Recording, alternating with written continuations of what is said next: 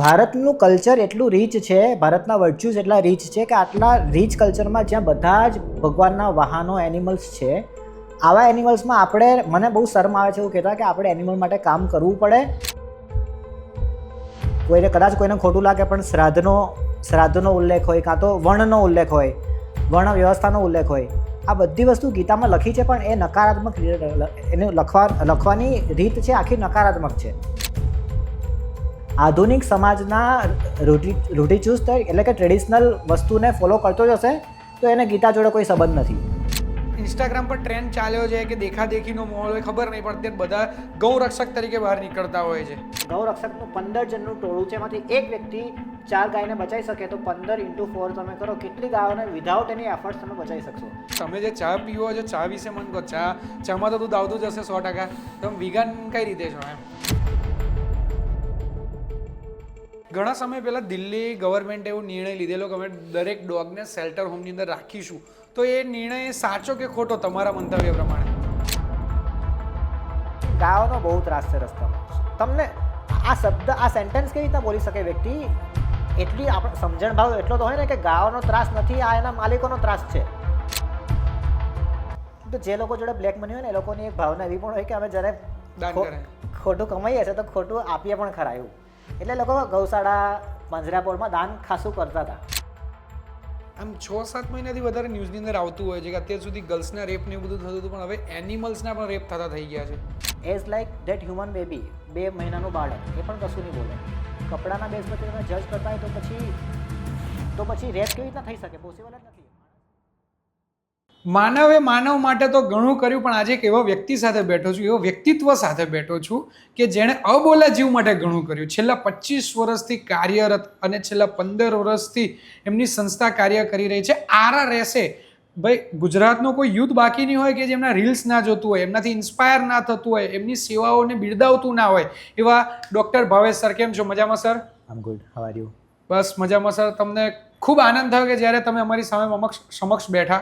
અને ઘણા બધા લોકોના પ્રશ્ન છે, ઘણા લોકોને કંઈક નવું જાણવું છે કે RRSA શું કામ કરી રહ્યું છે અને એમના જે નવો પ્રોજેક્ટ આવી રહ્યો છે એની અંદર શું કરવાનું છે.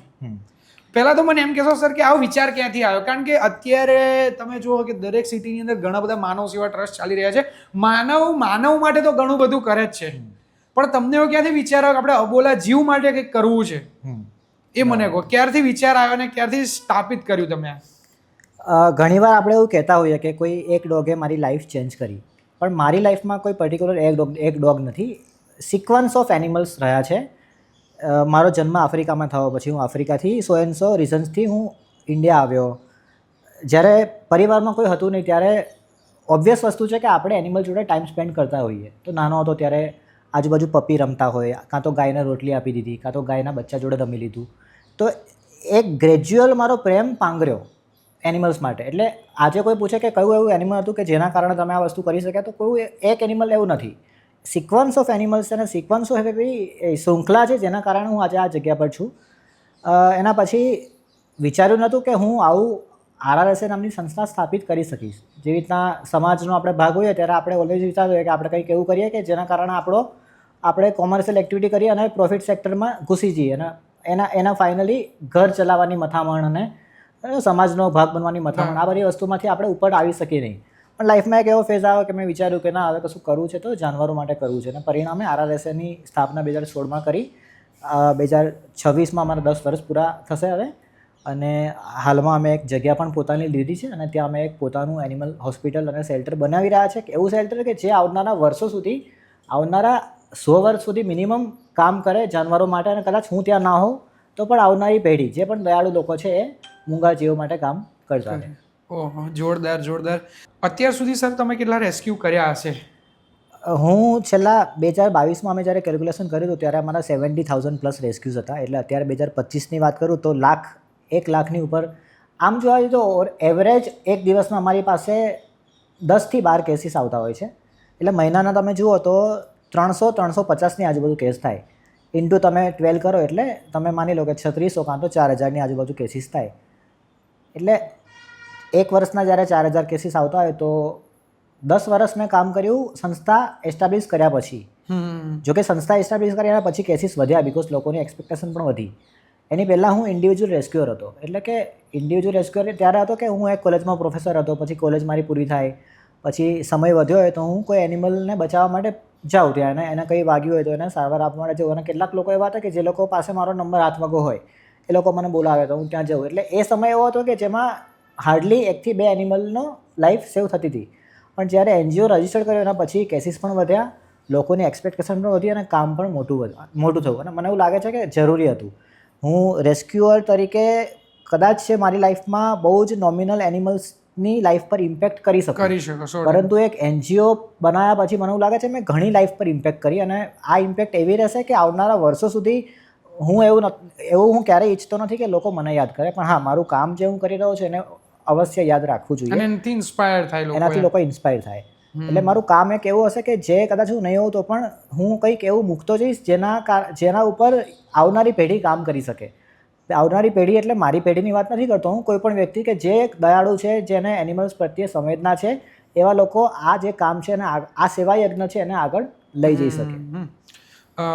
અને ઘણા આમ જોવા જઈએ તો જે સેવા છે, રાઈટ, ઘણા લોકો માનવની સેવા કરતા હોય, જેવી રીતે તમે પશુની સેવા કરો છો, દરેક પશુની, તો સ્પિરિચ્યુઅલ અને જે પશુની સેવા છે એમાં શું કનેક્શન છે?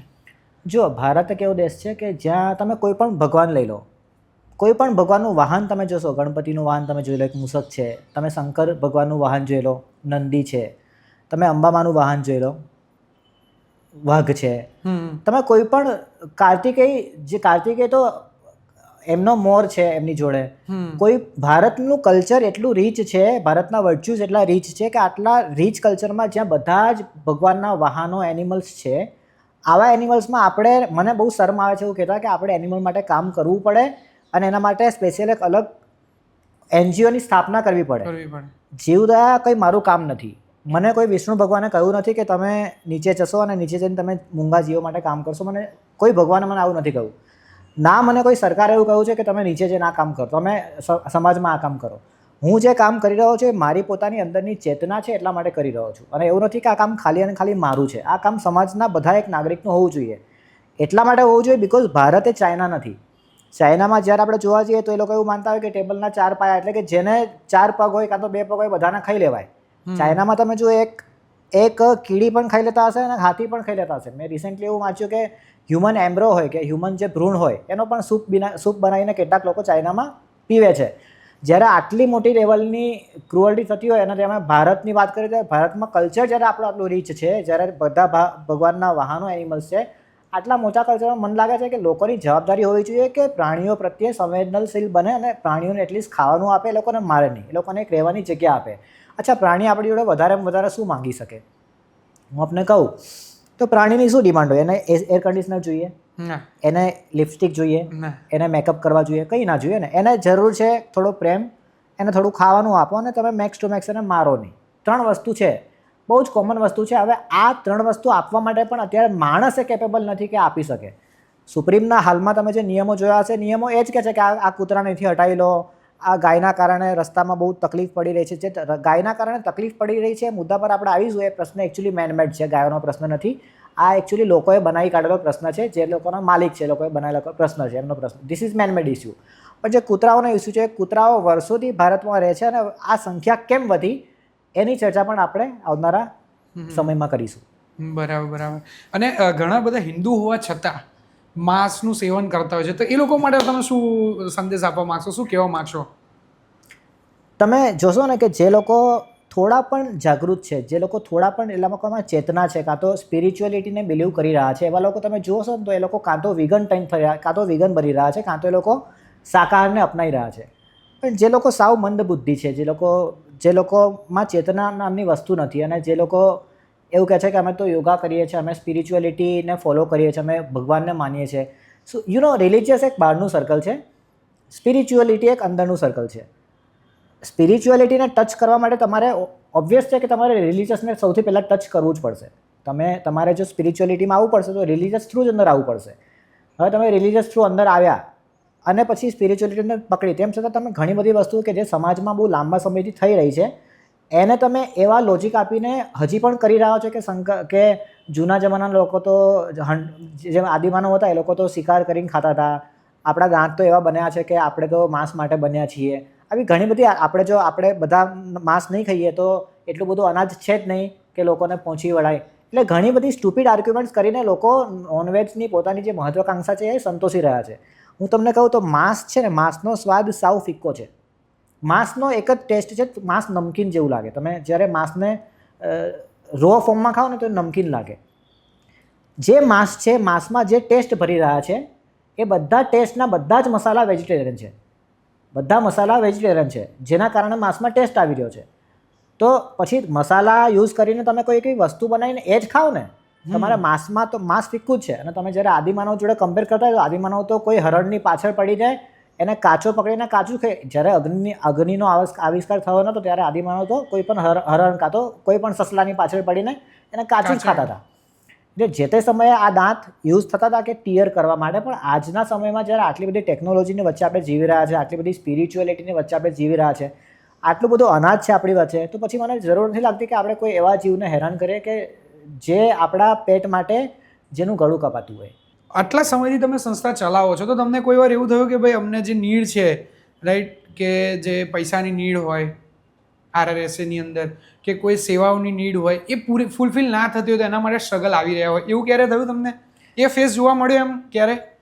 2016માં જ્યારે સંસ્થાની સ્થાપના કરી ત્યારે 1 જણનો સ્ટાફ હતો, દિનેશ પરમાર કરીને, અને એ સ્ટાફનો સેલરી હતો 6,000 રૂપિયા.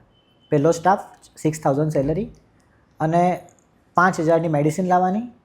મારું પહેલું ઓડિટ મને યાદ છે 12,000 રૂપિયાનું હતું, અને આજે રિસેન્ટ અમારું ઓડિટ થયું 1.5 કરોડ રૂપિયાનું.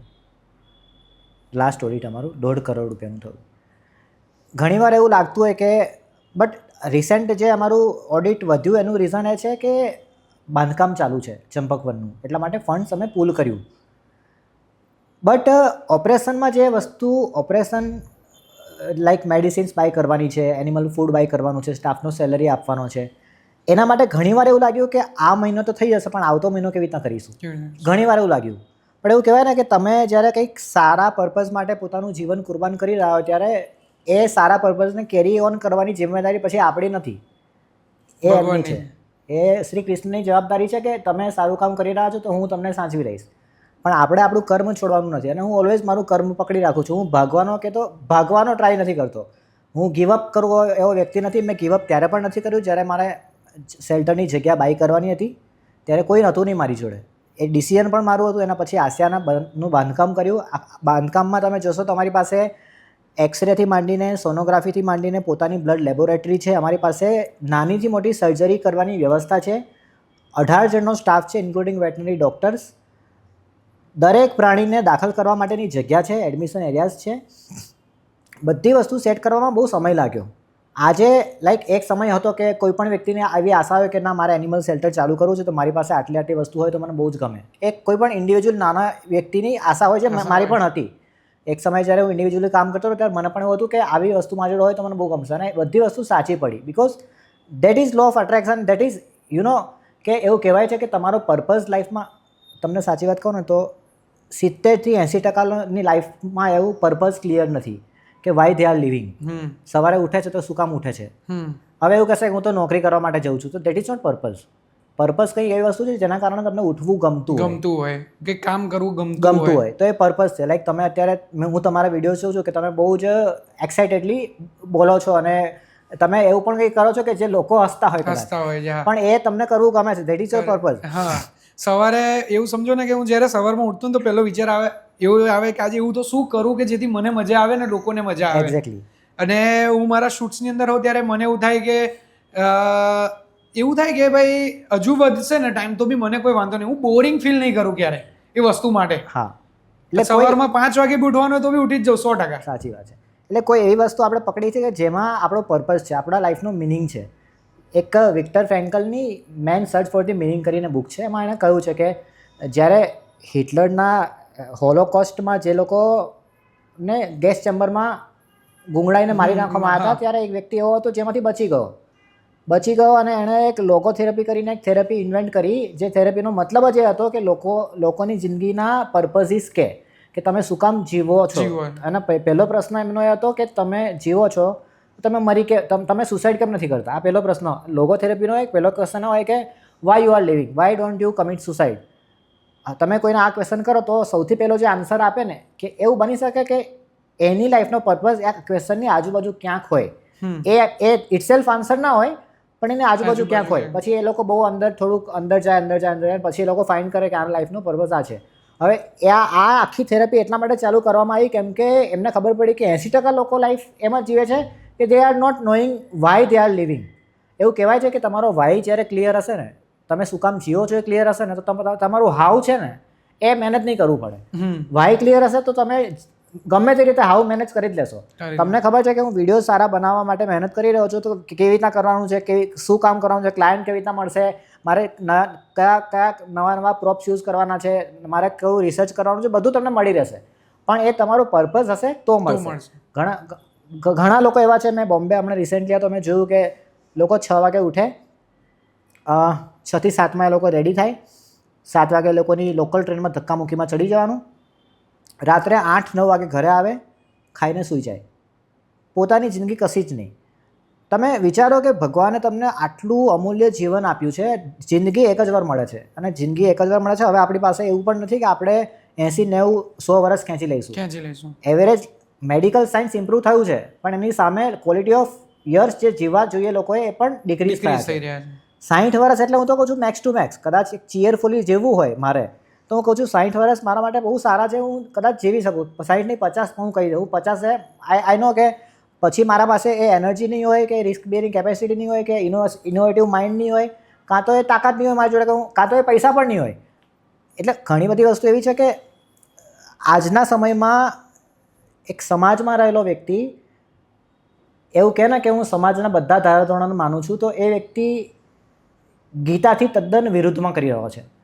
ગીતામાં આજના સમયમાં સમાજમાં જેટલી પણ વસ્તુ કહી છે ને કે કદાચ કોઈને ખોટું લાગે પણ શ્રાદ્ધનો ઉલ્લેખ હોય, કાં તો વર્ણનો ઉલ્લેખ હોય, વર્ણ વ્યવસ્થાનો ઉલ્લેખ હોય, આ બધી વસ્તુ ગીતામાં લખી છે પણ એ નકારાત્મક એને લખવાની રીત છે આખી નકારાત્મક છે.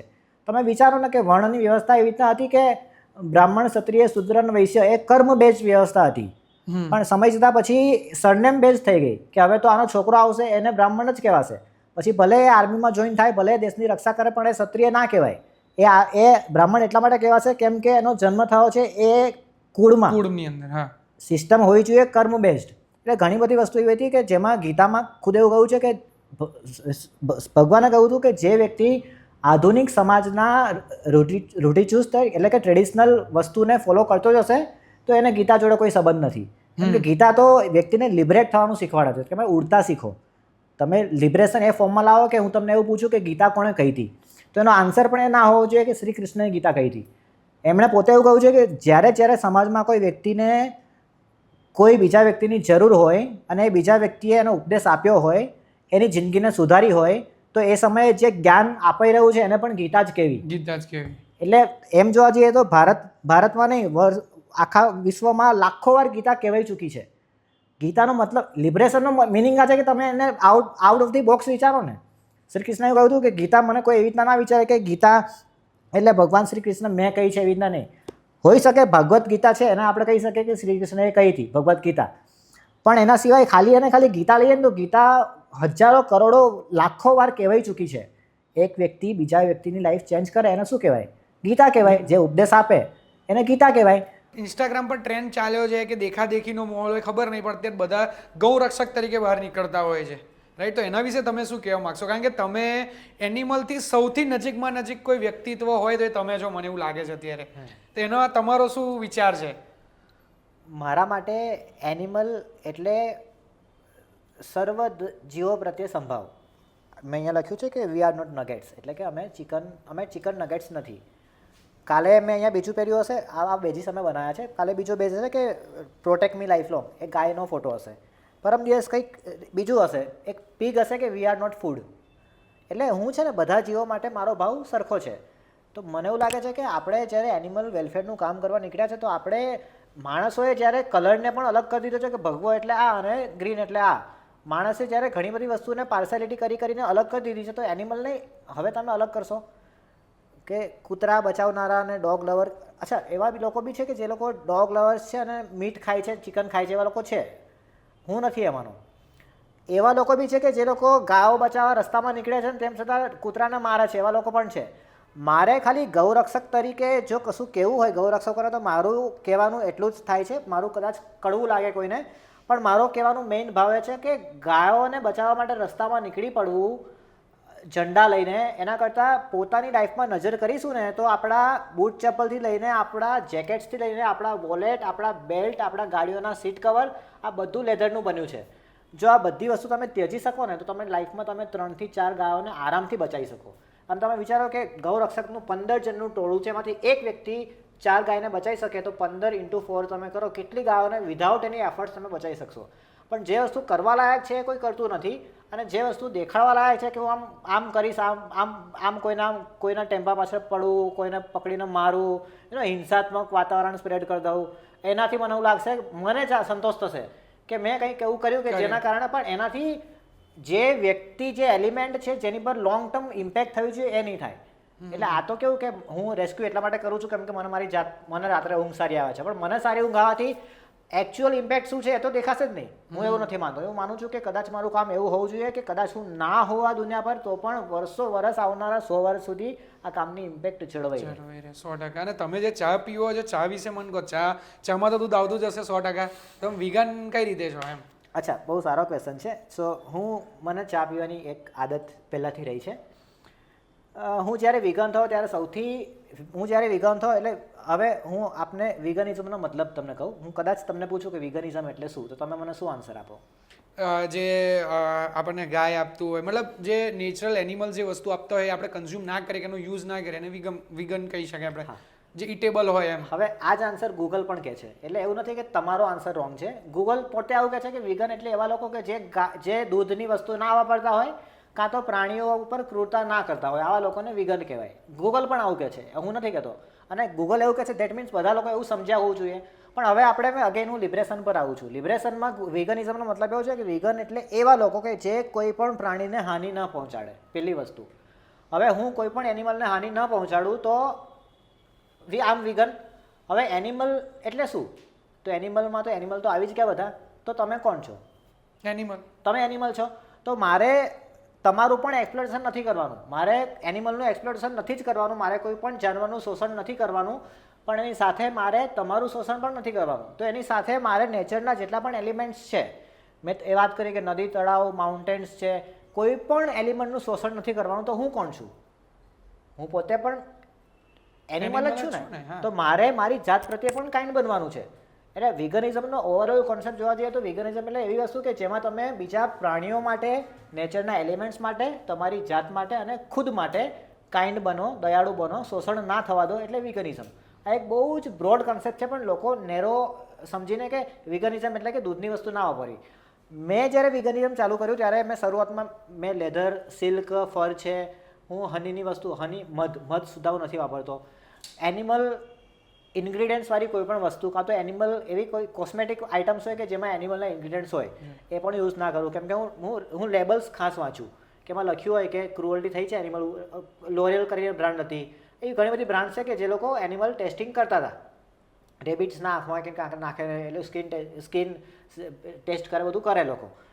એટલે મેં જ્યારે વસ્તુ છોડી ત્યારે સૌથી છેલ્લે કોઈ વસ્તુ છૂટી હોય એ વસ્તુ ચા હતી. કેમ કે ચા મારાથી છૂટતી નથી. પણ ચા પણ મેં આજથી બહુ વર્ષ પહેલાં છોડી દીધી. આ તમે જોઈ રહ્યા છો, હું અત્યારે ચા જ પીઉં છું, પણ આ મારી જે ચા બની છે એ ઓટ મિલ્કની બની છે. હવે જ્યારે લોકો એવું કહે કે તમે ચા નહીં પીવો તો કેવી રીતના, લાઈક ચા મારા માટે ખાલી અને ખાલી ચા હતી જ નહીં, ચા મારા માટે ઇમોશન્સ હતી. ચા ઇમોશન્સ એટલા માટે કેમ કે હું ચા કોની જોડે પીઉં છું, કઈ જગ્યાએ પીઉં છું, કયા વેધરમાં પીઉં છું, આ મારા માટે બહુ મેટર કરતી હતી. એટલે હું હાઈવે પર જાઉં તો હાઈવેમાં રોડ સાઈડ ટપરી આવે ત્યાં મને ચા પીવાનું બહુ જ ગમે. મેં જ્યારે ચા છોડી ત્યારે મારા એ ઇમોશન્સ પણ કટ થઈ ગયા. પણ મારા ઇમોશન્સ કટ નહોતા કરવા, એટલે હું શું કરું કે ઘરેથી ગરમ પાણી લઈ જાઉં અને મારી રેડીમેડ ઓટ મિલ્કનું હું એક બનાવી રાખું મિક્સચર, એમાં એડ કરીને બનાવી દઉં. તો મારી જે ચા છે એ કાં તો હોઈ શકે ઓટ મિલ્કની હોઈ શકે, કાં તો આલમંડ મિલ્ક હોઈ શકે, કાં તો કેસ્યુ મિલ્ક હોઈ શકે, કાં તો સોયા મિલ્ક હોઈ શકે. એટલે જ્યારે તમે દૂધની વસ્તુ પીવાની બંધ કરો છો તો ઘણા બધા અલ્ટરનેટિવ એવા છે કે તમે યુઝ કરી શકો છો. અચ્છા, બીજી વસ્તુ સારી એ થઈ કે જ્યારે હું વિગન ટર્ન થયો ત્યારે મારી લાઈફમાંથી ડેરી માઇનસ થઈ ગઈ. ડેરી એટલે કે બધું જ, ચીઝ, બટર, પનીર, ઘી બધું માઇનસ થઈ ગયું. હવે હું કોઈ પણ મેરેજમાં જાઉં ને તો મેરેજમાં તમે જુઓ કે ડેઝર્ટ હોય ને જે સ્વીટ હોય એ સ્વીટ શું હોય, કાં તો હલવો હોય, કાં તો બાસુંદી હોય, કાં તો 100 આઈટમ. એ બધામાં તમે જોજો ક્યાંક ને ક્યાંક ઘી, બટર, ચીઝનો યુઝ થયો જ હશે, કાં તો દૂધ છે, બટર છે, ઘી છે. હું જ્યારે વિગંટન થયો મેં મારી લાઈફમાંથી મિલ્ક સાઈડમાં કર્યું, ડેરી સાઈડમાં કર્યું, તો સુગર એની જાતે આ સાઈડમાં થઈ ગઈ. કેમ કે સુગર એવી મારી વસ્તુ હતી કે કોઈ પણ મેરેજમાં જવું એટલે કોઈ પણ સ્વીટમાં સુગર તો હોય જ. હવે હું તમને કહેવા જાઉં કે આટલું આ થોડું મોટું છે પણ આટલી વસ્તુ પણ તમે સુગર આટલું કન્ઝપ્શન કરો ને, આટલું cup of ice cream that will give you around 400 કેલોરીઝ, 400 calories આપે તમને આટલી. અને આ 400 કેલરીને બંધ કરતા તમે ખાલી ટ્રાય કરજો કે તમે 5.5ની સ્પીડ પર ચાલશો ને 4 કિલોમીટર, ત્યારે તમારી 400 કેલરી બંધ થશે. અને 4 કિલોમીટર કોણ ચાલે છે આજકાલ? કન્સિસ્ટન્ટ કોઈ નહીં ચાલતું. એટલે આટલો ખાલી હલવાનો સ્કૂપ તમને 400 કેલરી એમ જ આપી દે છે. મારા માટે સારી વસ્તુ એ થઈ કે સુગર કટ થઈ ગઈ, ડેરી જતી રહી, તો મેં ગ્લુટેન પણ છોડી દીધું પછી તો. એટલે કે ઘઉંની ગ્લુટેન છે એ છોડ્યું મેં. એટલે વિગન બનવા પાછળ મારો આશય હતો હું એનિમલ માટે વિગન થયું, પણ એકચ્યુઅલી મારું હેલ્થ પણ એનાથી સારી રહી. અને આજકાલ તમે જોશો તો શાહિદ કપૂર છે, વિરાટ કોહલી છે, અનુષ્કા શર્મા છે, પછી વોકિન ફિનિક્સ છે જે ઓસ્કાર વિનર હતા, પછી લિયો જે ટાઇટેનિકના એક્ટર હતા.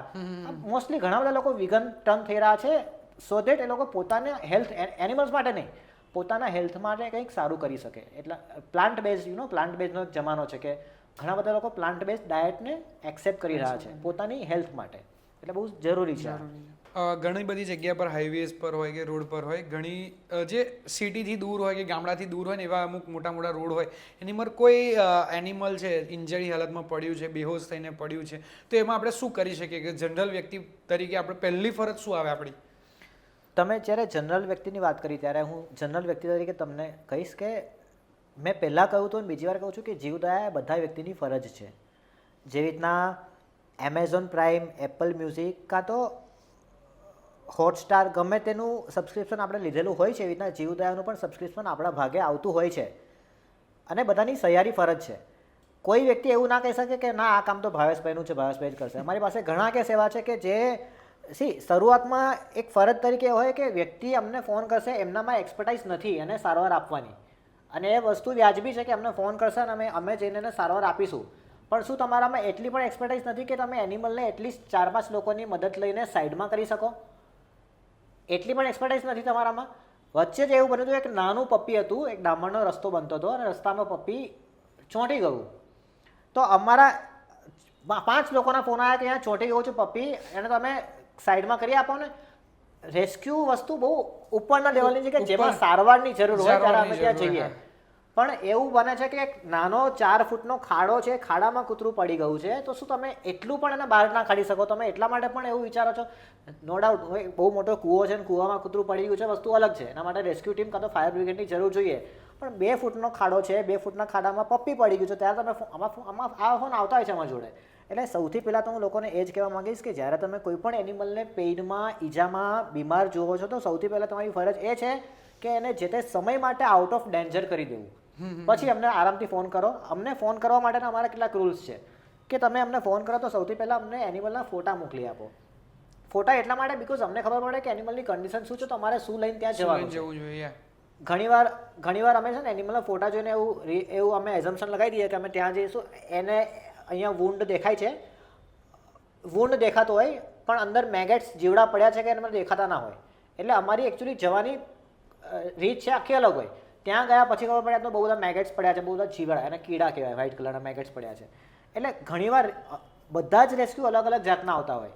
એટલે હું એટલા માટે લોકોને કહેતો હોઉં કે whenever you see an animal, you just send us the location of that animal. તમે ક્યાં ઊભા છો, તમે એના ફોટોગ્રાફ મોકલી આપો સો દેટ અમને ક્લિયર થાય કે અમારે શું લઈને ત્યાં આવવાનું છે. પણ સૌથી પહેલાં લોકોની ફરજ એ છે કે જે તે એનિમલને હાઈવે પર કદાચ કોઈ એનિમલ પડ્યું છે, તો હાઈવે પર બહુ બધા એનિમલ આમથી બહુ બધા વ્હીકલ્સ આમથી આમ જઈ રહ્યા છે, તો એનિમલને કોઈએ ટક્કર મારી છે, બનશે કે બીજું જ વ્હીકલ આવીને એને મારી નાખશે. ઇમિડિયેટ તમારું કામ એ છે કે એને સાઈડમાં કરી લો. ઇમિડિયેટ કામ એ છે સાઈડમાં કરી લો. એના માટે પણ તમે હેલ્પલાઇનને ફોન કરશો. હેલ્પલાઇન કોઈ એવી નથી કે નવરી બેઠી રહી હોય.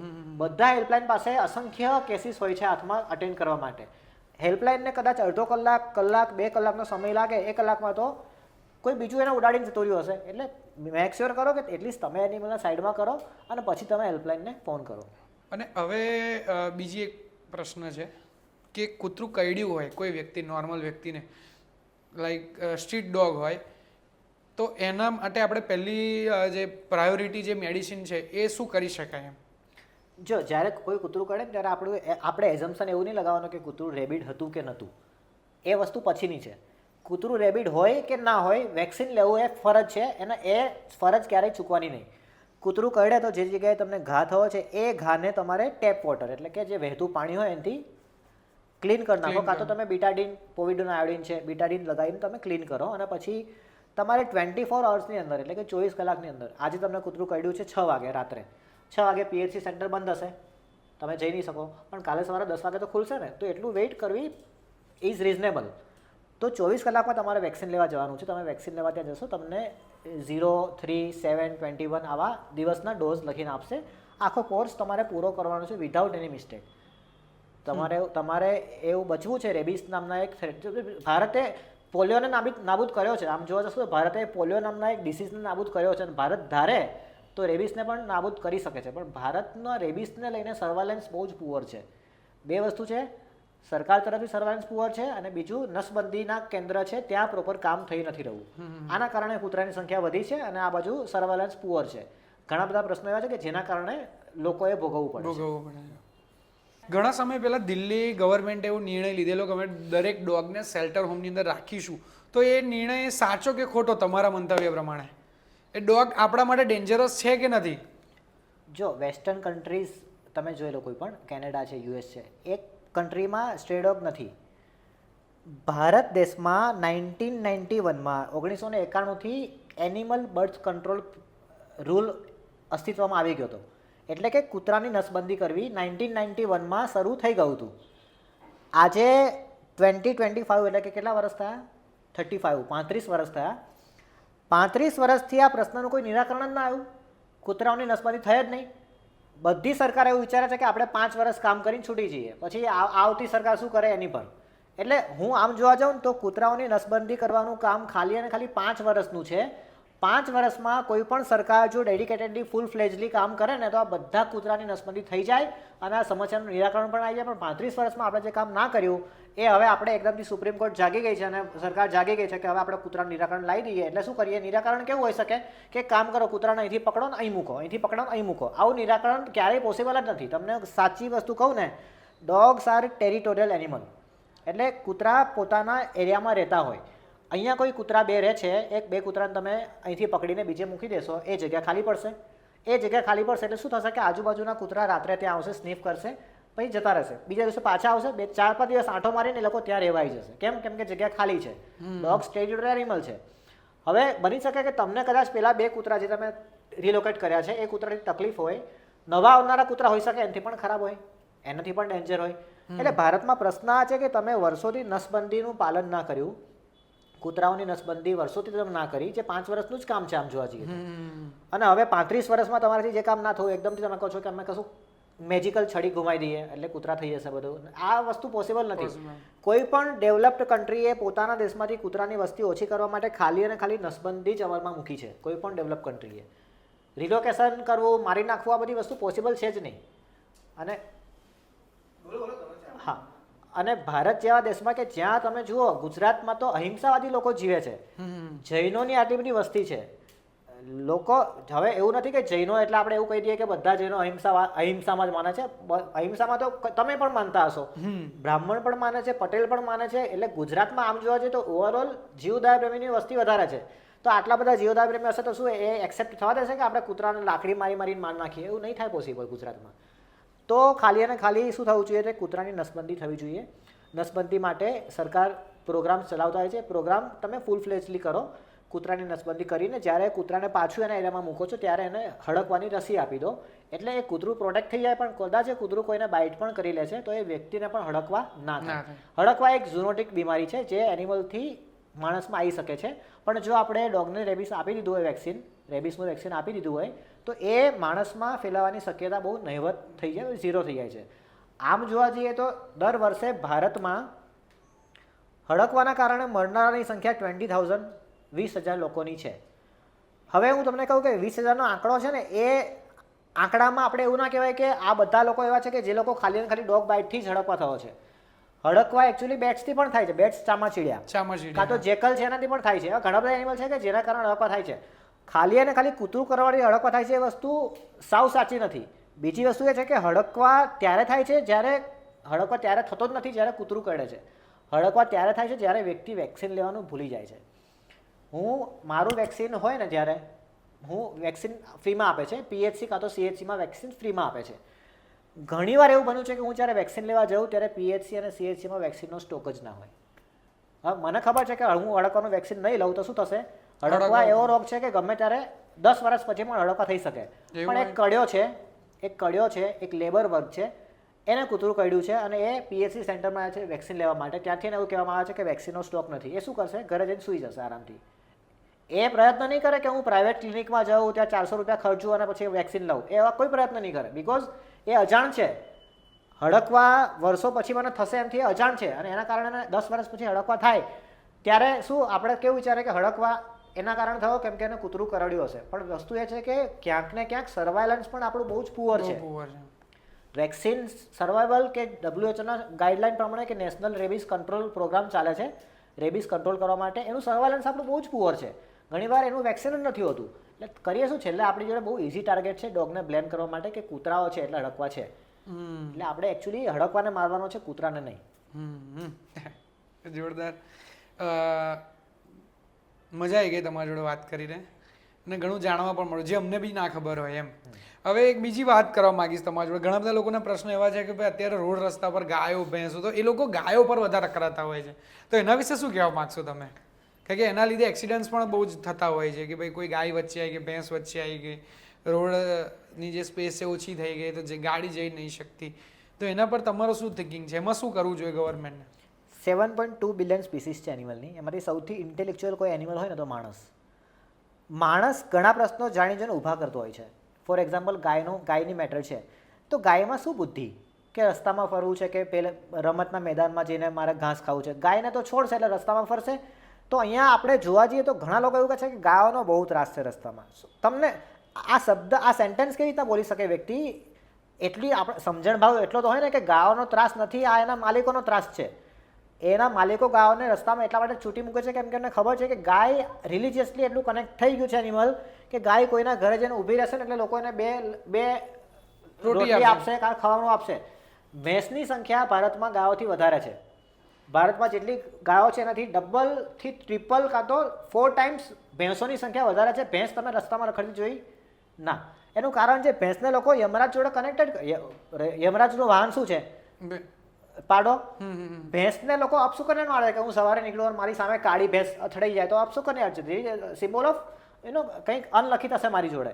ભેંસોની સંખ્યા વધારે હોવા છતાં પણ ભેંસો તમને રસ્તામાં જોવા નહીં મળે, તમને ગાયો જોવા મળશે. એનું કારણ પણ સ્પષ્ટ છે કે એના માલિકને ખબર પડી ગઈ છે કે ગાયો રસ્તામાં છૂટી મૂકીશું, લોકો ખાવાનું આપશે, રાત્રે અમે આવીને દૂધ લઈ લઈશું અને પાછી છૂટી મૂકી દઈશું. એટલે આ આખો પ્રશ્ન મેન મેડ પ્રશ્ન છે.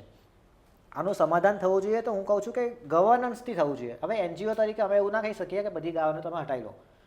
ઘણીવાર અમે એવું ફીલ કર્યું છે કે કોઈ ગાય માટે અમને ફોન આવે, અમે દવા કરતા હોઈએ, એનો માલિક દૂરથી અમને જોતો હોય કે જો અમે કોઈ વ્યક્તિને બોલાવીશું દવા કરવા માટે તો અમારે પૈસા આપવા પડશે. મફતમાં થાય છે ને દવા કરાવી લો, દવા થઈ જશે ને પછી એનો માલિક આવશે ક્યાંકથી ઉડતો કે આ મારી ગાય છે, તમે દવા કરીએ નહીં. એટલે આવું ઘણીવાર થયું છે અમારા જોડે.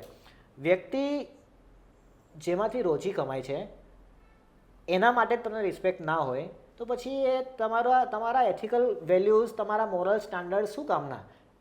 જ્યારે તમે તમારા જે એક 6 મહિનાનું બાળક છે એને ઘરમાં રહેલી ગાય 6 વર્ષનું કરી આપે છે, એ ગાયને સ્વાભાવિક આ બને છે બધી જગ્યાએ, એ જ ગાયને કાં તો એ જ ભેંસને લોકો બહુ આરામથી કતલખાને મોકલી આપે છે આજકાલ 4-5 હજાર માટે.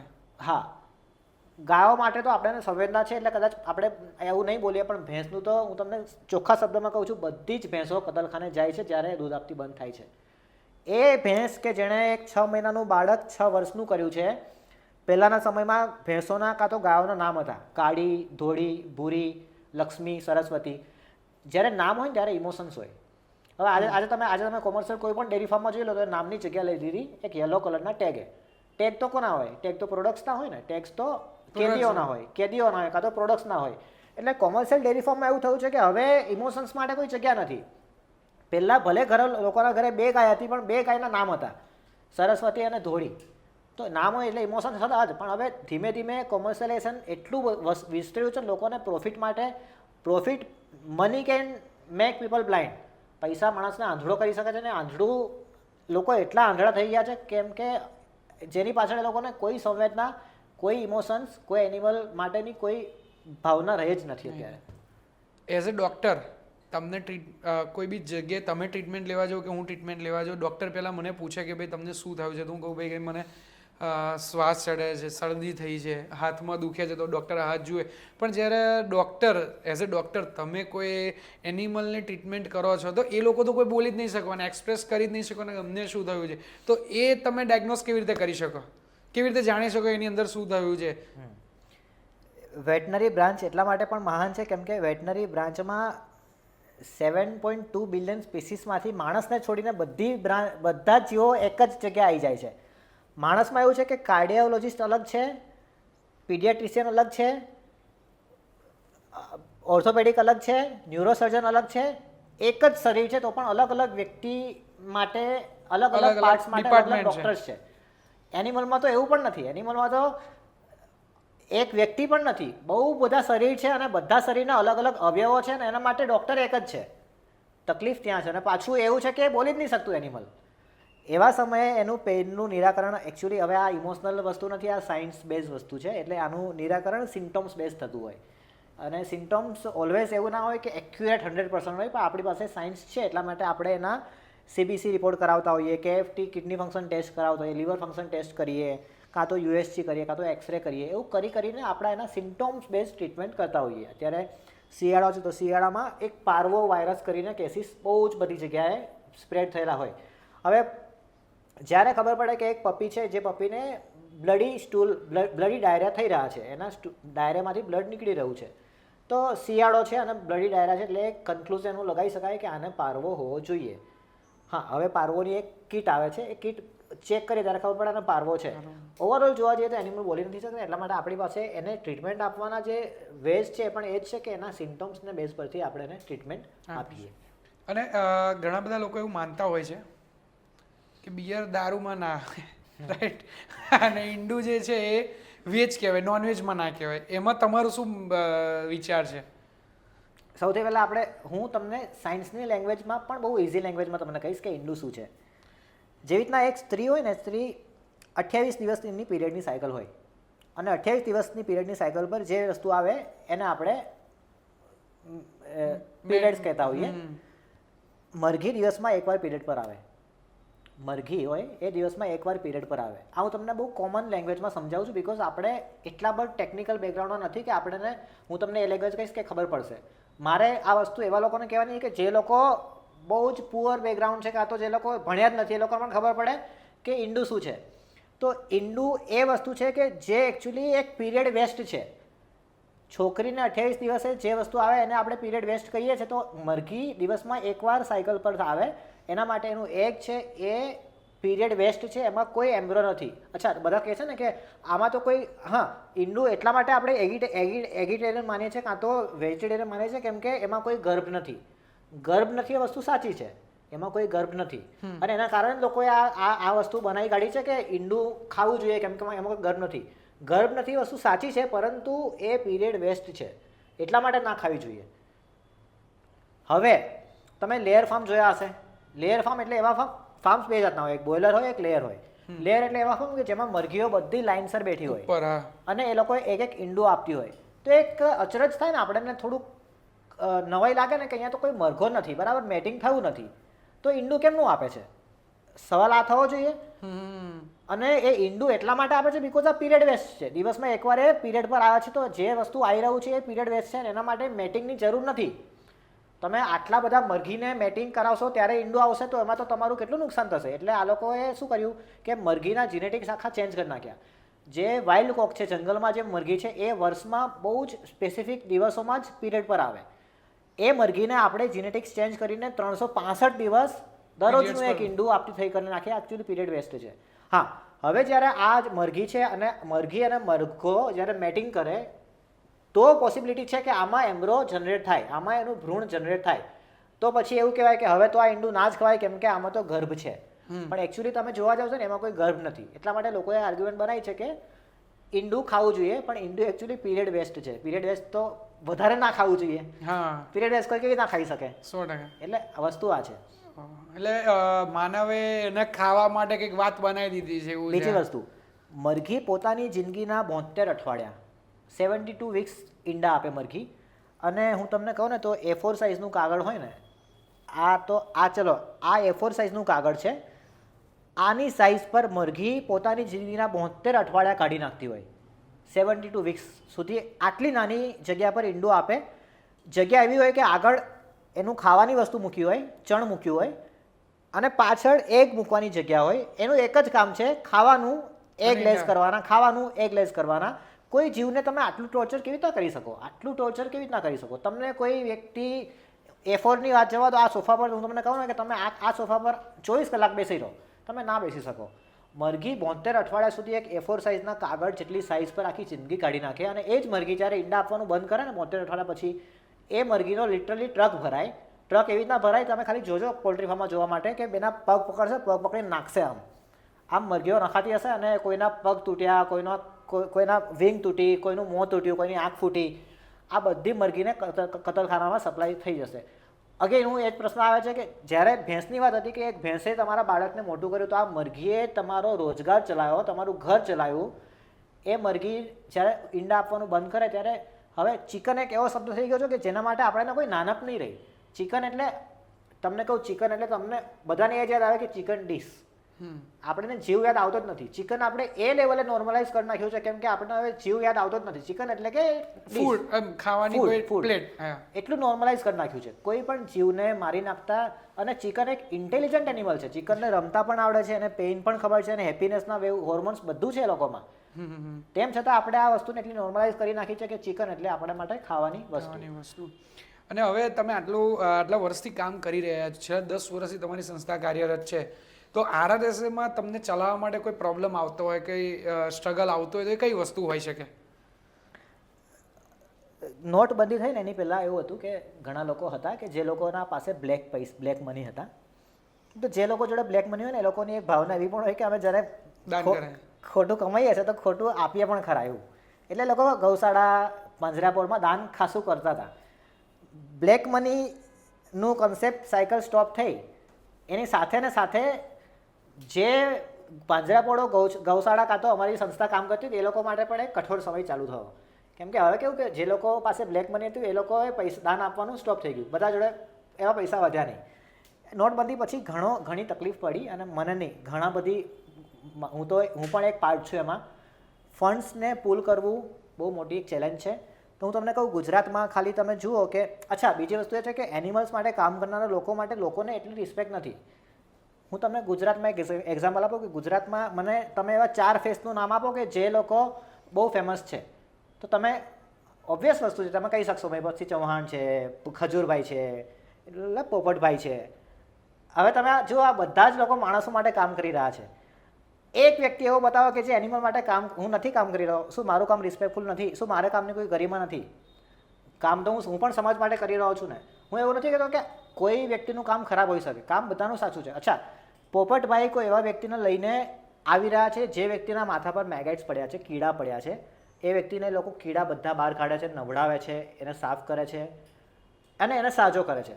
ઘણા બધા લોકો એ સમાજની અંદર વાત કરતા હોય, એવો જેમ કે ખજૂરભાઈ હોય, મહીપતસિંહ ચૌહાણ હોય, કે ભાઈ આ લોકો એમના લાઈફ માટે આ સેવા ચાલુ કરતા હોય છે, એમના ચલાવવા માટે, એમનું ઘર ચલાવવા માટે સેવા કરતા હોય છે, ફાઉન્ડેશન ઊભું કરતા હોય છે.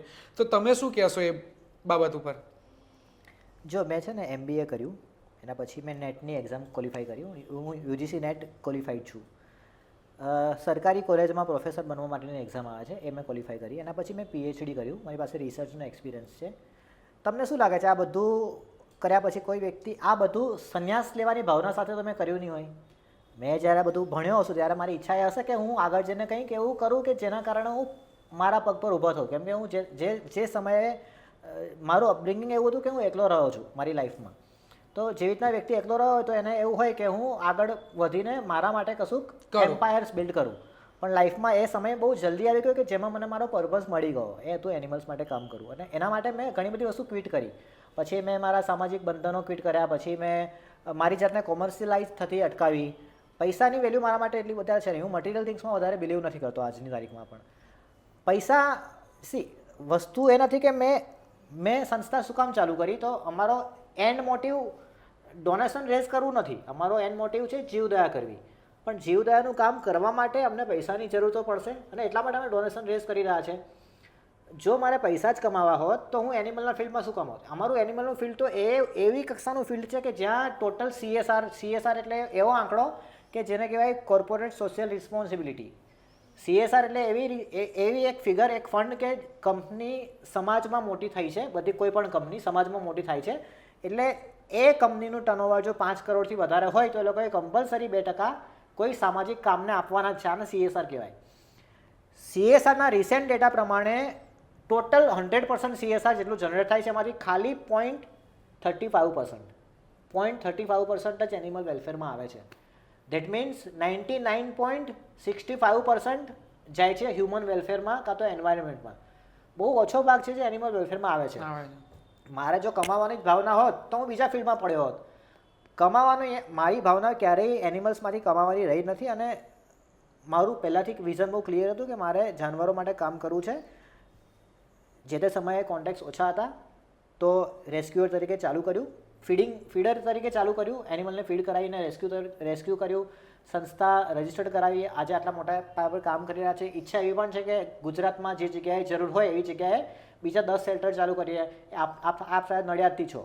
નડિયાદમાં એક એમ્બ્યુલન્સ મૂકવાની ઘણા સમયથી અમારી ઈચ્છા હતી. નડિયાદમાં ઘણા લોકો ભેગા થઈ નથી રહ્યા, બાકી નડિયાદમાં પણ ઈચ્છા છે. પણ છેલ્લો એન્ડ મોટિવ એ છે કે મરતા પહેલાં કંઈક એવું કરીને જઈએ જેની actual impact on ground animal પર દેખાય. પૈસા કમાવાનો કાં તો પૈસા ભેગા કરવાનો કોઈ મોટિવ નથી. મને એવું લાગે છે કે હું આટલા બધા જાનવરોની સેવા કરી રહ્યો છું, ભગવાન મને નિમિત્ત બનાવી રહ્યા છે, તો કાલ ઉઠીને મારી લાઈફમાં કશું એવું થશે તો શું મને રેસ્ક્યુ કરવા માટે ભગવાન કોઈને નહીં મોકલે? ઓબ્વિયસ વસ્તુ છે, મોકલશે જ ને. તો મારી શું કામ, હું લાઈફ બાબતે બહુ કેઝ્યુઅલ છું, બહુ સિરિયસ નથી મારી લાઈફ બાબતે.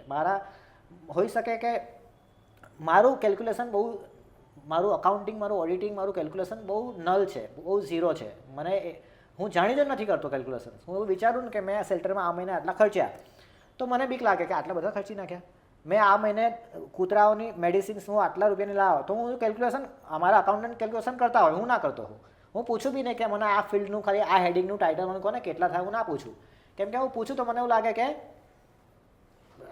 મને બોધર થવા લાગે કે આ વસ્તુ મને આટલી બધી મોટી છે. હા, એટલે હું કેલ્ક્યુલેશન કરતો નથી. મારી લાઈફને બહુ સિમ્પલ રાખી છે મેં. હું સિરિયસ છું નહીં લાઈફ બાબતે, બહુ કેઝ્યુઅલ છું. મને એવું લાગે છે કે જ્યારે એ એનિમલ કે જેની આજુબાજુ કોઈ જ નથી એના બચાવવા માટે પણ જો ભગવાન મને નિમિત્ત બનાવીને કોઈને મોકલી આપતા હોય, મને મોકલી આપતા હોય, કાં તો અમારા સ્ટાફને મોકલી આપતા હોય, તો જ્યારે હું બીમાર પડીશ કાં તો મારી જોડે કશું ભવિષ્યમાં થશે તો ભગવાન તો છે જ કે જે કોઈને મોકલી આપશે. અને આજકાલના યુથ ડોગ લવર્સ વધી ગયા છે. ડોગ લવર્સ દરેક ઘરે થઈ ગયા છે. તો એ લોકો કૂતરાના રોટલી નહીં આપતા હોય એમના ઘરની બહાર કૂતરાને, એમના ઘરની અંદર એક ડોગી પાળતા હશે. એવા લોકો માટે તમે શું કહેવા માંગશો? જો આ લોકોને ડોગ લવર નહીં, આ લોકોને બ્રીડ લવર્સ કહેવાય. શું કહેવાય? બ્રીડ લવર્સ કહેવાય. ડોગ, ભારતીય દેશી કૂતરા, મેં તમને કીધું ને કે એનું સમાધાન નસબંધી છે, પણ એનું એક બીજું સમાધાન છે એડોપ્શન. કૂતરાઓને દત્તક લેવા. આ પણ એક સમાધાન, બહુ પ્રેક્ટિકલ સમાધાન છે. જે રીતના વિદેશમાં તમે જોશો, વિદેશના લોકો પોતાના દેશમાં રહેલી કૂતરાઓને પહેલું ઘર આપવામાં પ્રાધાન્ય રાખે છે. એ લોકોની પ્રાયોરિટી એ છે કે આપણા કન્ટ્રીમાં જે ડોગ છે કે જે લોકો પાસે ઘર નથી એ લોકોને આપણે ઘર આપીએ. ભારતમાં દર બીજું ઘર આલ્સેશિયન, ગોલ્ડન રિટ્રીવર, લેબ્રાડોર, પગ, સાઇબેરિયન હસ્કી, આવી બધી બ્રીડ્સ આપણે રાખવાનું બહુ મોહ છે. પણ આપણે એ નહીં જોતા કે આપણા ઘરની સામે એક ફિમેલે 4 બચ્ચા આપ્યા છે, 4 બચ્ચા આપણી નજરની સામે મરી જવાના છે, એક્સિડન્ટ થઈ જવાનો છે, પાર્વો ડિસ્ટેમ્બર રોગમાં મરી જવાના છે, પણ એમાંથી એક બચ્ચું આપણે અડોપ્ટ નહીં કરીએ. એની જગ્યાએ આપણે 15,000 25,000 આપીને કોઈ ડોગને બાય કરીશું, એને ઘર આપીશું. એ ડોગ એવું છે કે જે ભારતીય વેધર પ્રમાણે બન્યું જ નથી, એ ભારતના કૂતરા છે જ નહીં. આ બધી બહારની બ્રીડ છે. બહારની બ્રીડ હોય એટલે તમે વિચારો કે એનું maintenance as compare to Indian breed વધારે હોય. એના મેડિકલ એક્સપેન્સીસ, વેટનરી એક્સપેન્સીસ એ બધું મોંઘું હોય. અને એ ભારતીય વેધર પ્રમાણે, હવે તમે વિચારો સાઇબેરિયન હસ્કી નામનો એક ડોગ તમે જોયું હશે. હસ્કી છે ને, એ એન્ટાર્કટિકા નામના કોન્ટિનેન્ટમાં દે પુલ સ્લેજ કરીને કાર્ટ આવે એ છે ને સ્લેજ પુલ કરતા હોય. હા એ લોકોમાં એટલી બધી એનર્જી હોય કે એ લોકો 8-8 કલાક સ્લેજ પુલ કરે. એ બરફમાં રહેવા ટેવાયેલું ડોગ છે જે વોલ્ફ જેવું લાગતું હોય છે.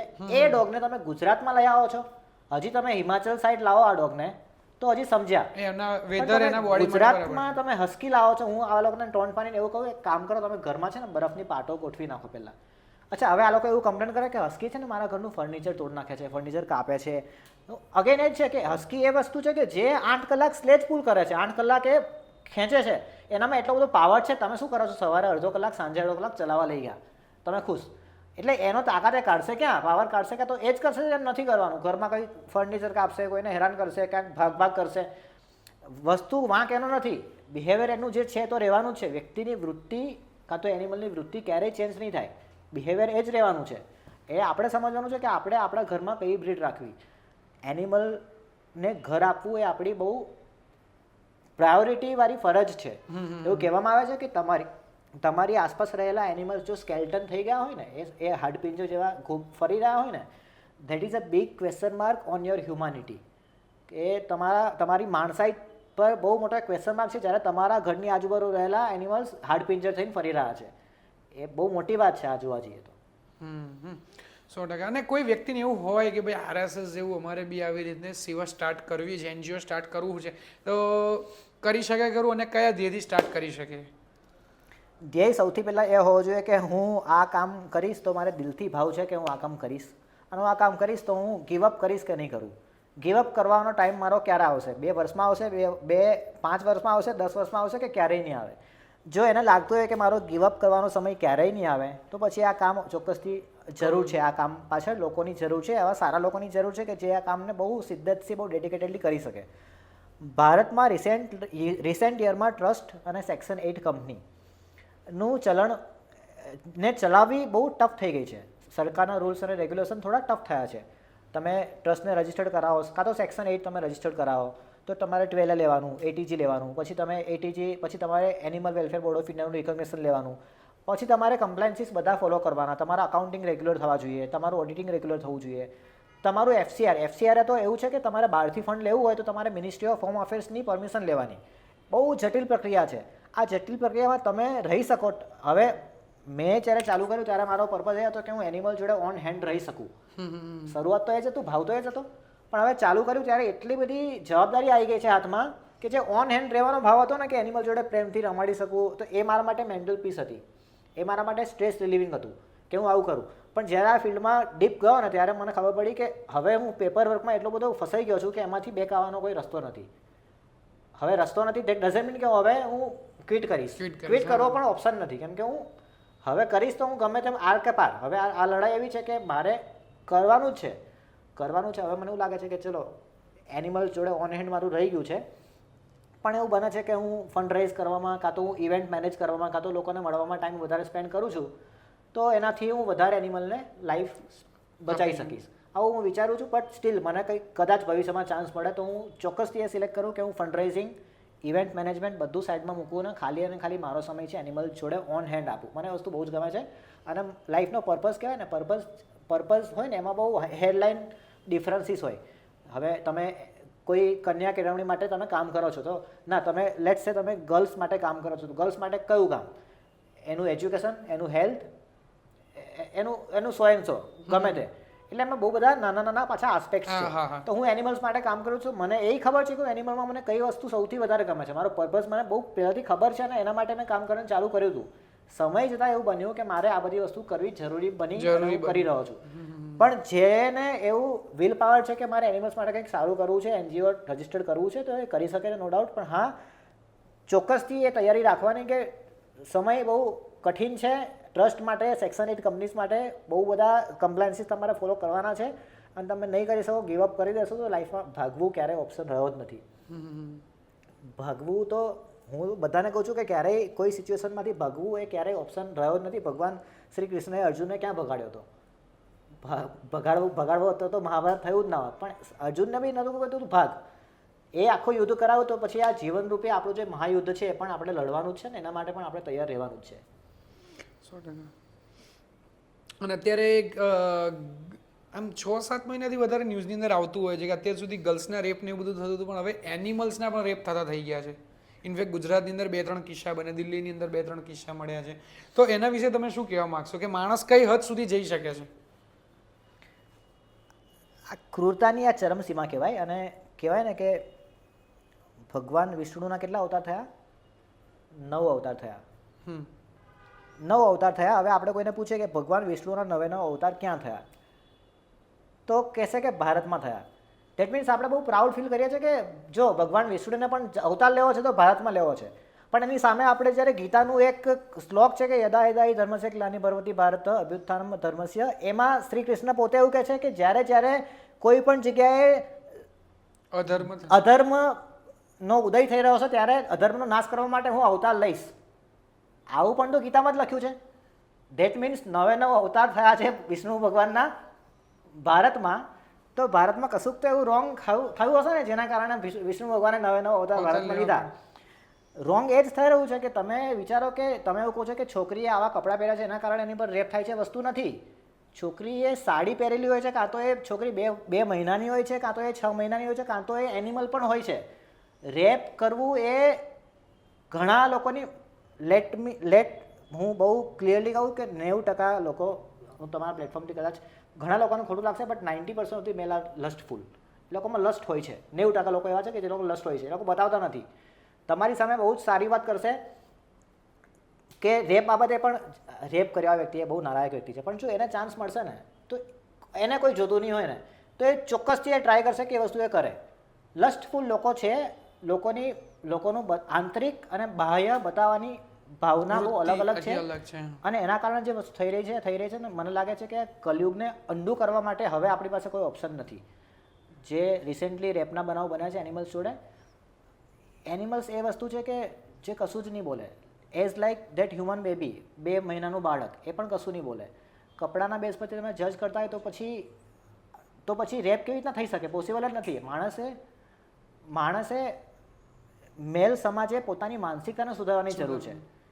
આપણે છોકરીને કહીએ છીએ કે છોકરી સમાજના કેટલાક ધારાધોરણો મુજબ વર્તે, કાં તો એ રીતે ધારાધોરણોનું પાલન કરે. એની જગ્યાએ આપણે આપણા મેલ સમાજને સુધારવાની જરૂર છે કે તમે સુધરો. છોકરી બધું કામ કરશે પણ તમે સુધરો. ખભા મિલાવવાની વાત આવે છે ત્યારે આ બધી વસ્તુ આવે છે કે તમે મેલને એ સંસ્કાર તમારે ઘરેથી આપવાની જરૂર છે કે બધી છોકરી રાત્રે 2 વાગે બહાર ફરી શકે. કૂતરા જોડા વસ્તુ થતી હોય તો પછી બહુ વિચારવાની જરૂર છે. આપણે બહુ આત્મમંથન કરવાની જરૂર છે આ બાબતે. 100%. તો અમે તમારા ખૂબ ખૂબ આભારી છે કે તમે તમારો સમય આપ્યો. અને તમને કોઈને કોલ કરો, તમારી જોડે વાત કરો તો કયા નંબર પર કરી શકે? અમારું હેલ્પલાઇન નંબર છે 9724000939, જે સવારે 9 to ઇવનિંગ 6 ચાલુ હોય છે. અમારું સન્ડેના લીવ હોય છે, સન્ડેના હોલિડે હોય છે સ્ટાફ માટે, but from Monday to Saturday અમારું હેલ્પલાઇન નંબર ચાલુ હોય છે. You can always contact us on our helpline if you find any injured or sick animals in your locality. We are serving right now, અમે એનિમલને serve કરીએ છીએ in the periphery of Karamsad, Vidyanagar and Anand. અમારું પ્રયાસ છે કે અમે નડિયાદ કાં તો ગોધરા કાં તો વડોદરા સાઈડ પણ થોડા એક્સટેન્ડ કરીએ. એવી જગ્યાએ એક્સટેન્ડ કરીએ કે જ્યાં કોઈ ફેસિલિટીઝ નથી. પણ હાલમાં અમારા માટે પણ ફંડ્સની તકલીફ છે. એટલે જો પણ વ્યુઅર્સ જોઈ રહ્યા હોય, કદાચ કોઈ વ્યુઅર્સને એવો ભાવ જાગે કે નડિયાદમાં એક એમ્બ્યુલન્સ મૂકવી છે, અમે જસ્ટ મેનેજ કરીશું. અમારે મારો કોઈ ઇન્ટેન્શન છે જ નહીં કે આ વસ્તુમાંથી હું ક્યાંય 1 રૂપિયો પણ ખાઈ લઉં. પણ એ વસ્તુ ચલાવવા માટે મારે આપની મદદની જરૂર છે. નડિયાદમાં એક એમ્બ્યુલન્સની ખાસ જરૂર છે. પેમલભાઈ, એટલે તમારા સર્કલમાં બી કોઈ હોય તો કોઈને કહેજો કે ભેગા થઈને નડિયાદમાં એક એમ્બ્યુલન્સ કોઈ મૂકી શકે તો બહુ સારું કામ થઈ શકે એવું છે નડિયાદમાં. અને મને તો એવું લાગે છે કે દર 100 કિલોમીટર એક RSS તો હોવું જોઈએ. મને એવું હવે ફીલ થાય છે તમારા જોડે બેઠા પછી કે ભારતના દરેક ખૂણે, જમ્મુ કાશ્મીરથી લઈને કન્યાકુમારી સુધી દર 100 કિલોમીટર એક RSS હોવું જ છે. આવું જરૂરી છે. અને ગવર્મેન્ટ બી સપોર્ટ જો કરે, ગવર્મેન્ટ નો ડાઉટ ગવર્મેન્ટ એમની રીતે કશું નથી કરી શકતું, તો આવી ઓર્ગેનાઇઝેશનને 50% સપોર્ટ કરે ને 50% એ ઓર્ગેનાઇઝેશન NGOથી ચાલે તો બી આ વસ્તુ મને લાગે ત્યાં સુધી 50 થી 100% જો પ્રોબ્લેમ જે છે આવી રહ્યો છે સમાજમાં સોલ્વ થઈ જાય. ઘણી સાચી વાત છે આપની. અમારા જે પ્રશ્ન અત્યારે ઘણા બધા જે અમે સહન કરી રહ્યા છે, કદાચ સરકાર અમને ગ્રાન્ટ આપવાનું ચાલુ કરે. અમે હાલમાં પ્રાઇવેટ ડોનેશન્સ પર જ નિર્ભર છીએ 100%. પ્રાઇવેટ ડોનેશન્સ, કોઈને સોફ્ટ કોર્નર છે એનિમલ્સ માટે, અમને પૈસા આપે છે, ધેટ્સ ઇટ. સરકાર તરફથી કોઈ ગ્રાન્ટ નથી મળી રહી. સરકાર કદાચ ગ્રાન્ટ આપે તો બહુ સારું કામ થઈ શકે. અને તમે કહો એવી રીતના કે હું ઈચ્છું છું કે દર 100 કિલોમીટરે નહીં પણ 50 કિલોમીટરે એક RRSA ની બ્રાન્ચ, મારા મતે હું કહું છું ને કે મારું નામ કાં તો સંસ્થાનું નામ આગળ નથી કરવું, પણ થઈ જશે. હવે કામ એવું કરીશું તો આગળ થઈ જ જવાનું છે, આગળ થઈ જશે. પણ એ વસ્તુ ધી સો મસ્ટ ગોન, કે આ વસ્તુ મેં ચાલુ કરી છે, પણ મારો ભાવ ઓલવેઝ એ છે કે વર્ષો પછી પણ આ વસ્તુ ચાલતી રહેવી જોઈએ. અને એવા અંતરિયાળ, એવી ઇન્ટિરિયર જગ્યા કે જ્યાં કોઈ ફેસિલિટી નથી, ત્યાં દર 50 કિલોમીટરે કોઈક એવી સંસ્થા કાં તો કોઈક એવી એમ્બ્યુલન્સ હોય કે જે મૂંગા જીવો માટે કામ કરતી હોય. કામ કરે 100%. અને બીજું કે જે ગવર્મેન્ટનું જે ફંડ છે, જે ગવર્મેન્ટનું ફંડ છે જે ખરેખર એનિમલ્સ માટે વપરાવવું જોઈએ, એ પણ એવી જગ્યાએ જાય કે જે 100% એનિમલ પાછળ વપરાય, ખોટી જગ્યાએ ના યુઝ થાય એનો, એમ કરપ્શનમાં યુઝ ના થાય કે ખોટી જગ્યાએ કોઈ વ્યક્તિ એને લઈ લે એ રીતનું. 2016માં કેરલા એક ટુરિસ્ટ સ્ટેટ છે, બધાને ખબર હશે. કેરલામાં એવું થયું, અચ્છા બોલું ને, હા, 2016માં Kerala is a tourist state. એટલે સરકારે, સેન્ટ્રલ ગવર્મેન્ટે કેરલા સ્ટેટ ગવર્મેન્ટને ઓર્ડર આપ્યો કે તમે તમારા સ્ટેટના ડોગને કંટ્રોલમાં રાખો, અંકુશમાં રાખો, બિકોઝ ફોરેન ટુરિસ્ટ અહીંયા આવી રહી છે. અને એને કંટ્રોલમાં રાખવા માટે, કૂતરાની નસબંધી કરવા માટે ઘણા બધા પૈસા સેન્ટ્રલ ગવર્મેન્ટે ગ્રાન્ટ ફાળવી આપી. કેરલાની સરકારે આ પૈસા વાપર્યા નહીં. તમે કહો ને એવી રીતે કરપ્ટેડ ઓફિસર્સ હોય, એ લોકોએ કૂતરાના પૈસા બધા વાપરી નાખ્યા, ખાઈ લીધા બધા પૈસા. પરિણામે કેરલામાં એવું થયું કે કૂતરાની સંખ્યા ઘટવાની જગ્યાએ વધતી ગઈ. હવે સરકાર જ્યારે પૈસા આપે ને ત્યારે એનો ઓડિટ રિપોર્ટ પણ માંગે કે અમે તમને 2 કરોડ આપ્યા હતા, એનું કામ બતાવો શું થયું છે. કેરલા પાસે કોઈ જવાબ હતો નહીં. 2016માં જવાબ હતો નહીં, એટલા માટે એ લોકોએ શું કર્યું, સંખ્યા ઓછી થઈ છે એવું બતાવવા માટે 2016માં એ લોકોએ માસ કલિંગ ચાલુ કર્યું ડોગનું. કેરલા ગવર્મેન્ટે 2016માં 60% કૂતરાઓને મારી નાખ્યા હતા, 60% ડોગને મારી નાખ્યા હતા. 40% કૂતરા એવા હતા કે જે જંગલમાં ભાગી ગયા, જે પકડાયા નહીં, જે મારી ના શક્યા. એ ડોગે શું કર્યું, પાછું મેટિંગ ચાલુ કર્યું. અને આજની તારીખમાં જે પ્રશ્ન હતો ને બહુ વર્ષો પહેલાં, એ પાછો આવીને ઊભો રહી ગયો. એટલે વસ્તુ આ છે કે જો કૂતરાના પૈસા તમે કૂતરાની નસબંધી માટે પ્રોપર વાપરશો તો એનું સમાધાન તમને મળશે અને બહુ જેન્યુઇન મળશે, બહુ સારું કામ થશે. પણ જો કરપ્ટેડ ઓથોરિટીઝ એવું વિચારતી હોય કે કૂતરા માટે 2000 રૂપિયા ફાળવ્યા છે, એમાંથી 400ની કટકી અમે મારીશું, 200ની કટકી અમારો નીચેનો સ્ટાફ મારશે, NGOને ખાલી મળશે 600 રૂપિયા. 600 રૂપિયામાં કોઈ કામ ક્યારેય પોસિબલ નથી. 600, 800, 1000માં કોઈ કામ, એક કૂતરાની નસબંધી માટે મિનિમમ 1600 રૂપિયાનો 1600 રૂપિયા થાય. કૂતરાને પકડીને લાવવાનું છે, તેની સર્જરી કરવાની છે, ડૉક્ટરને પૈસા આપવાના છે, કૂતરું સર્જરી કર્યા પછી 6-7 દિવસ તમારે ત્યાં રહેશે, એનું ક્લિનિંગ, એનું ડ્રેસિંગ, એના પેઇન કિલર્સ, એન્ટીબાયોટિક, સુચર મટીરિયલ, બધી જ વસ્તુ એની સાથે એને સવાર સાંજ ખાવાનું આપવાનું, અને જ્યારે કૂતરું રિલીઝ થાય ત્યારે એને અડકવાની વેક્સિન આપવાની. બધી વસ્તુ માટે 1600 રૂપિયા is the fair amount, is the reasonable amount. હવે 1600 આપે ને પછી એવું કહે કે ના તમે તો 800 રૂપિયા અમે એટલે આવું કામ ત્યારે. એના કારણે મને એવું લાગે છે કે જે હવે ભવિષ્યમાં એવું વિચારતા કે ભાઈ વેટેનરી ડોક્ટર બનશું, એ બી વિચાર લેશે કે ભાઈ હવે મારે નથી બનવું ભાઈ. એક્ઝેક્ટલી. કે જે કામ હું આપી રહ્યો છું સમાજને એ પ્રમાણેનું વળતર મને નહીં મળતું તો મારા ફેમિલીનું કેમનું આપી શકું. એક્ઝેક્ટલી. બીજી વસ્તુ એવી છે કે જે વ્યક્તિ જો ભાવના કારણે એનિમલ ડૉક્ટર બનવાનું વિચારશે ને એ ચોક્કસથી ડૉક્ટર બનશે. પણ ઘણા લોકો મેં એવા જોયા છે કે જે લોકોએ GMમાં એપ્લાય કર્યું હોય છે, બાર સાયન્સ કર્યા પછી એ લોકો જનરલ મેડિસિનમાં એપ્લાય કરે, MBBSમાં, એમને એડમિશન કદાચ ન મળે પણ તો એ લોકોએ ડૉક્ટર બનવું હોય. એ લોકો ડૉક્ટરનું ટેગ લગાવવું હોય એટલા માટે શું કરે, ગમે તેમ વેટનરીમાં એડમિશન લઈ લે. એ લોકોને ભાવ ના હોય એનિમલ માટે પણ એડમિશન લઈ લીધું હોય, ડૉક્ટર તો બનવું જ છે. ઘણા લોકો એવા છે કે જે લોકોએ એકચ્યુઅલીમાં MBBS માટે એપ્લાય કર્યું છે, નથી મળ્યું એટલે એ લોકો વેટનરીમાં આવ્યા છે. ધેટ ડઝન્ટ મીન કે તમારું પર્પઝ ઓફ લાઈફ આ છે એનિમલ્સ માટે. પર્પઝ તો છે જ નહીં. એ તો આ હોઈ શકે કાં તો આ હોઈ શકે. આ તો કહેવાય ને NGO એવા બન્યા છે કે જે લોકોના પાસે કશું કામ નથી.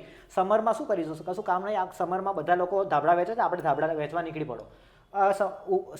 સમરમાં નહીં, વિન્ટરમાં ધાબળા વેચવા નીકળી પડો. એ સમરમાં એક કામ કરીએ, બધા સ્લીપર વેચે છે, આપણે સ્લીપર વેચવા નીકળી પડો.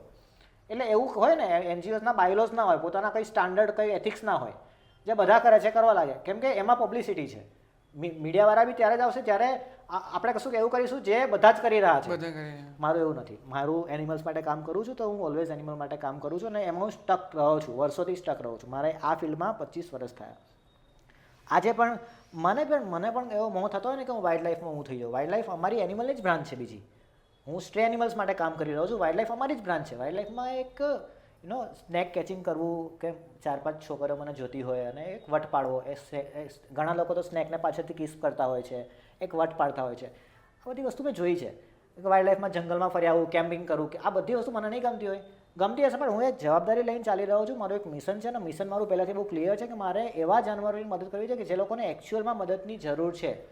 વાઇલ્ડ લાઈફ પ્રોટેક્શન એક્ટ 1972 એવો છે કે જેમાં તમે સાસણગીરમાં જઈને સિંહને પથ્થર મારો ને સરકાર તમારી પર એટલું પ્રેશર કરે કે તમને કોર્ટમાંથી જામીન પણ ના મળે. અને એની સામે prevention of cruelty to animals 1960 નો કાયદો એવો છે કે કૂતરાને તમે મારી નાખો, 50 રૂપિયાનો ફાઇન છે. લાઈફની વેલ્યુ આ છે. એટલે એક રીતે જોવા તો વાઇલ્ડ લાઈફ બહુ સ્ટ્રોંગ પોઝિશન હોલ્ડ કરે છે ભારતમાં. અને સ્ટ્રીટ એનિમલ્સ એવું છે કે જેની કોઈ પોઝિશન જ નથી. એ પોઝિશન હોલ્ડ કરવાની તો કેપેસિટી જ નથી એની. પોઝિશન હોય તો હોલ્ડ કરશે ને, પોઝિશન જ નથી એની.